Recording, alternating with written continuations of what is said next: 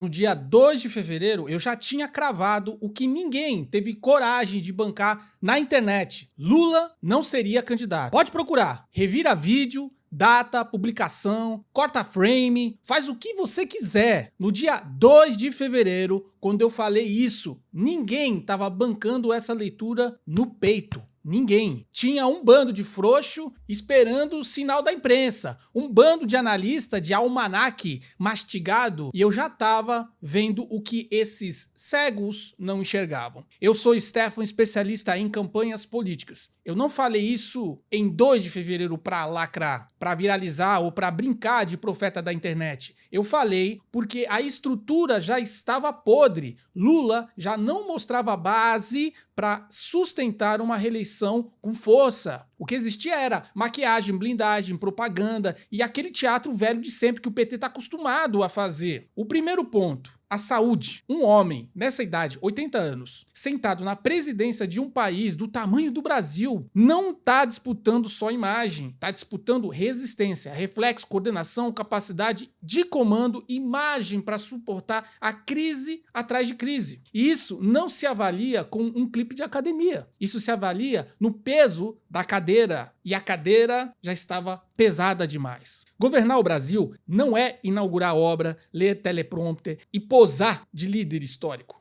Governar o Brasil exige ritmo, decisão, agressividade estratégica e capacidade de errar pouco. E o problema é exatamente esse. O desgoverno, já mostra perda de direção, dificuldade de coordenação, ruído político, contradição interna, incapacidade de sustentar a narrativa de força desde o começo. E quando o sujeito, como Lula e Biden da Silva, o cachaceiro, começa a perder o comando, ele pode até continuar na cadeira, mas já está sendo carregado por ela. E se já está assim agora, imagine empurrar isso para uma reeleição e depois atravessar mais 4 anos. A conta não fecha. Não fecha biologicamente. Ela não fecha nem politicamente. Ela não fecha administrativamente. E ninguém sério, lendo campanha de verdade, poderia olhar para isso e fingir que estava tudo certo. Cadê vocês, analistas? Só que a maioria fingiu, porque depende da mentira para existir, entendeu? Pago, money. Segundo ponto: o PT é um partido envelhecido, viciado, preguiçoso, corrupto. E a prova máxima dessa preguiça estratégica é simples: não construir um sucessor. Nunca construíram. Nunca preparou um herdeiro político com tamanho, densidade, legitimidade popular suficiente para substituir o Lula e Biden da Silva. Apesar que eles arrumaram o Lulinha, né?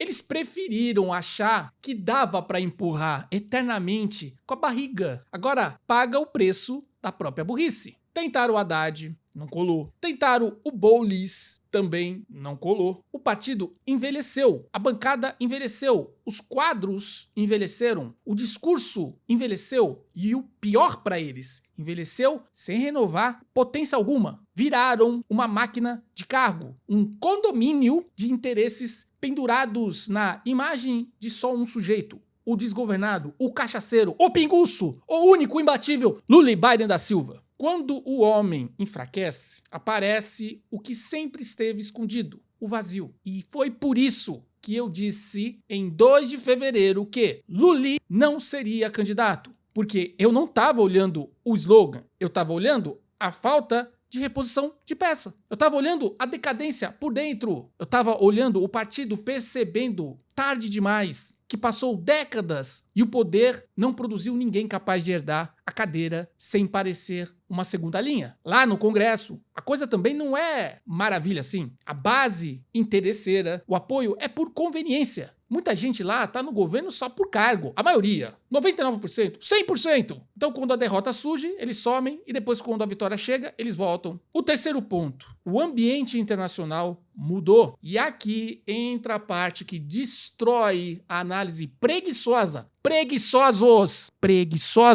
de quem comenta a política brasileira como se Brasília estivesse isolada do mundo, porque não tá, nunca esteve. O que acontece nos Estados Unidos impacta a narrativa, o poder, a linguagem, o eixo diplomático, pressão institucional e clima político no mundo inteiro. Quem não entendeu isso ainda, com todo respeito, é um analfabeto geopolítico com microfone. Na primeira eleição de Obama, houve reflexos de tendência. Depois, com a mudança do ambiente político internacional, o Brasil sentiu também. Com Trump, a direita brasileira ganhou impulso, ou não? Com o cerco a Trump, o ambiente virou, e isso abateu aqui, com o Bolsonaro. Política acontece em corrente. O sujeito que trata a eleição brasileira como um evento doméstico está fazendo análise errada. E quando Trump volta e recompõe a força, a temperatura mudou. Mudou para a esquerda latino-americana. Muda para o jogo de poder regional, muda para o tipo de blindagem que os grupos tinham. Boa parte dessa turma progressista se acostumou em operar com um ambiente externo confortável. Eles trabalhavam alinhados como uma rede institucional. Quando esse ambiente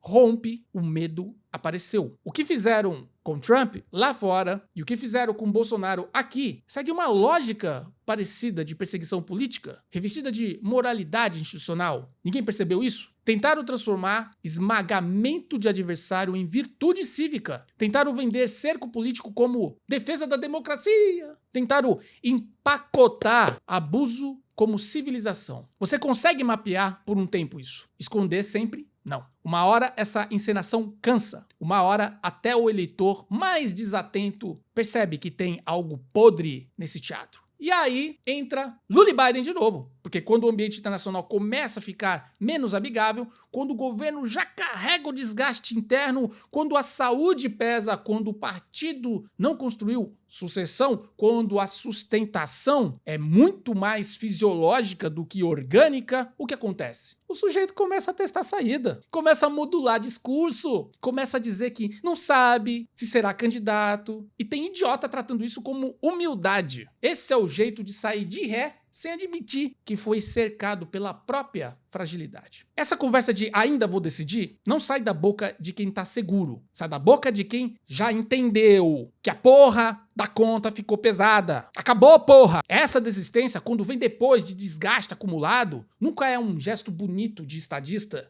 Que porra é essa? É a confissão, essa maldita narrativa de que sempre que Lula sai do Brasil, entra em colapso e sempre que Lula volta, o país... Vai tomar no... É messianismo de aluguel, vagabundo. O Brasil não começa nem termina em Lula. E é exatamente por isso que quando eu cravei em 2 de fevereiro que ele não seria candidato, muita gente nos comentários surtaram. Não porque o raciocínio era considerado frágil, mas porque eu meti a mão no totem da seita. Agora vamos falar do impacto eleitoral, porque o jogo que tá aqui, Lula sair ou não sair, foda-se. Sai a peça central que organiza a máquina, sai a figura que segura o voto por memória, por nostalgia e por medo. E aí a esquerda entra numa área que ela odeia, a área da incerteza, porque sem Lula no topo, aparece que o PT escondeu por décadas a falta de herdeiro, a falta de carisma, substituto. Então, sem Lula, a esquerda perde o principal ativo eleitoral, que é a capacidade de condensar tudo num personagem só. E personagem nenhum do entorno tem esse peso. Podem tentar fabricar, podem tentar empurrar, podem tentar a porra toda, a pobreza política do PT e da esquerda vai ficar evidente. Só que a direita não está autorizada a comemorar feito idiota, porque existe um problema de outro lado também. Vaidade, disputa de protagonismo, guerra de grupo.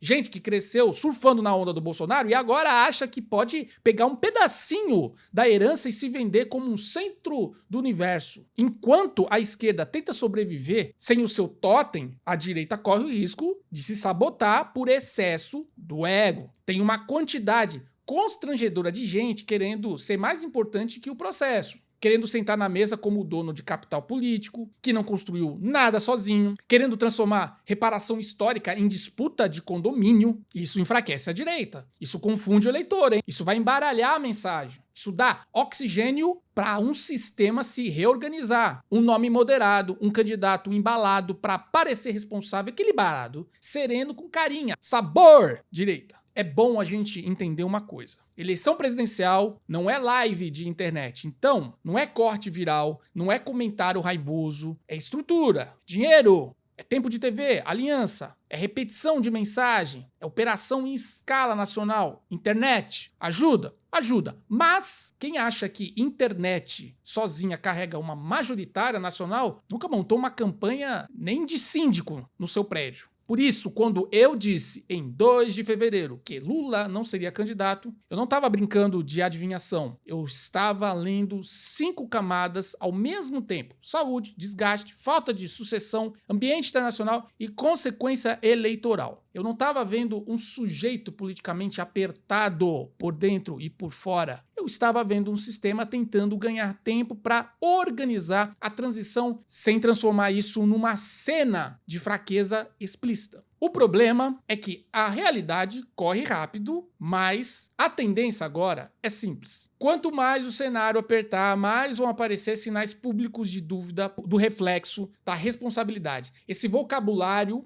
que político adora usar quando quer recuar sem chamar de recuo, entendeu? E a imprensa amiga vai ajudar. Vai vender como grandeza, maturidade, desprendimento, porra de mentira toda. Porra de mentira. É tentativa de transformar limitação em virtude. Então, vamos deixar a frase limpa, sem perfume. Eu disse, 2 de fevereiro, que Lula não seria candidato porque o ciclo já dava sinais de colapso. O PT não preparou sucessão porque viciou num só nome. O governo perdeu capacidade de sustentar a imagem em vigor. O ambiente internacional ficou mais hostil do que nunca e a eventual saída de Lula muda completamente o eixo da eleição. Não porque resolve o problema do Brasil, mas porque desmonta a principal engrenagem emocional da esquerda. Agora a pergunta não é mais se o lulismo está enfraquecido. Isso já está escancarado. A pergunta séria é: quem vai tentar herdar os escombros? Com que discurso? Quem seria? O picolé de chuchu? O bochecha rosa? O boca mole? Eu não acredito nisso. Agora, se a direita continuar agindo como feira de vaidades, vai abrir uma avenida para o truque do sistema funcionar. Quem quiser ganhar essa eleição tem que entender uma coisa muito básica, que infelizmente ainda não entrou na cabeça de muita gente. Não basta o adversário ser fraco. Você precisa estar organizado para esmagar essa oportunidade. Senão, a história te dá a chance, mas te devolve por burrice. Eu sou o Stefan, especialista em campanhas políticas. Se você chegou até aqui, vou pedir para que você curta, comente. Quero saber de onde você está falando, de onde você viu esse vídeo. Me conte também qual é a realidade política da sua região, os candidatos. Isso pode virar uma pauta para vídeos aqui no canal. E se você não é inscrito no canal, eu vou pedir para que você me ajude. Se inscreva nesse canal e compartilhe. Peça para que outras pessoas possam se inscrever nesse canal. Esse canal é feito com muita dedicação para você. Que Deus abençoe a sua família e as pessoas que você ama. Que Deus salve e abençoe o nosso amado Brasil.